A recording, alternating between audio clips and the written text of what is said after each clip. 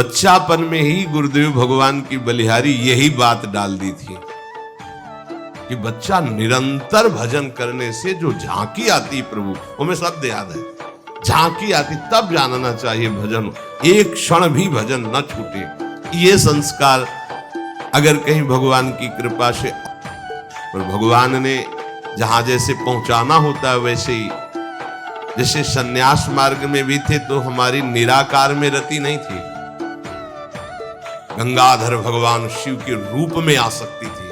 अब हमें पता चला कि क्यों नहीं होने दी निराकार में, क्योंकि रूप में ही लाना था उनको कृपा करके, इसलिए निराकार में आसक्ति नहीं होने दी। उन हफ्ते जो है गुरुदेव भगवान ईंट ढोवाना, झाड़ू लगवाना, बड़े कार्य करवाना, और जैसे पेड़ा आदि आते सबको बांटते, हमें एक भी पेड़ा नहीं देते। शाम के एक बार भोजन की अनुमति पाल, 7 दिन तक चुपचाप शेष। फिर कहा अच्छा कल गंगा नहा के आ जाना, मंत्र दे देंगे। सुबह गए स्नान करके तो पंचाक्षरी मंत्र दिया, मंत्र दे के कुटिया में गए, फिर उठ के आए, बोले सुनो आओ एक बात कहनी। बैठे, बोले 12 मंत्र भी ले लो। तुम कहा जपेंगे कौन? बोले पहले तुम ये जपना, लेकिन ये रखे रहो, आगे काम आएगा। हमारी समझ में नहीं आ रहा था कि मतलब मंत्र 2 क्यों दे रहे हैं। ये पहले से भूमिका तैयार थी वृंदावन की, हमें पता नहीं था। 12 मंत्र भगवान श्री कृष्ण का, पंचाक्षरी मंत्र सबसे पहले दिया। बाद में पता चला कि ये बीज तो गुरुदेव ने ही पहले बो दिया था कि जिस मार्ग से घूम के जाना है। वो कह रहे थे कि बाद में तुम्हें पता चलेगा।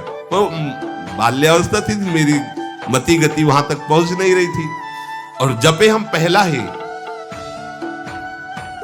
ये कृपा गुरुदेव भगवान की हुई कि चित्त में बैठाल दिया कि निरंतर चिंतन करना यही संन्यास है, यही साधना है, यही भगवत प्राप्ति का स्वरूप है। एक स्वप्न देखा कि स्वप्न में हम भाई जी से पूछ रहे कि मुझे श्री कृष्ण की प्राप्ति कब होगी। भाई जी ने ऐसे चश्मा करके ऐसे देखा, राधा बाबा बगल में बैठे, और कहा जब श्री कृष्ण बन जाओगे तब श्री कृष्ण की प्राप्ति होगी। मन कृष्णाकार, बुद्धि कृष्णाकार, चित्त कृष्णाकार, अहम कृष्णाकार, तब कृष्ण साक्षात्कार हो गया।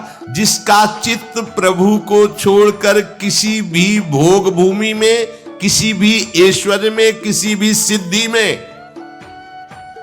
जैसे किसी को लगता है कि ये चमत्कार दिखाना, कोई भी चमत्कार दिखाना बहुत कठिन बात है।